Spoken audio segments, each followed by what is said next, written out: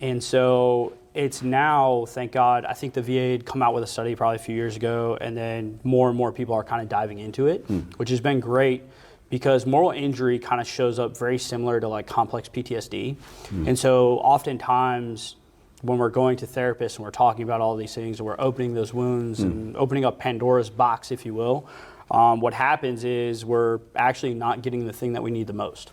And so some of the behavioral therapy treatments, if you will, right, and the things that the tools that you work through, it may not be good for something like moral injury, right? And that's why CPT actually worked better for me, because I was able to see the emotional versus the logical and actually have a percentage. And so with moral injury, it could be something like you're told to kill somebody that, it could be that dark, right? Yeah.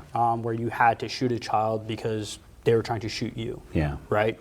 Or it could be something for me, and what it was for me was not quite that, but more in the fact that I blamed myself for somebody dying.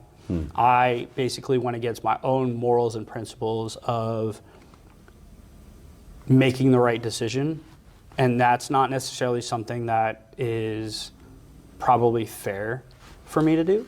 But the situation in which happened is March 8th, 2013. We had a green on blue incident, and so 3 Afghan National Army tried to come after us.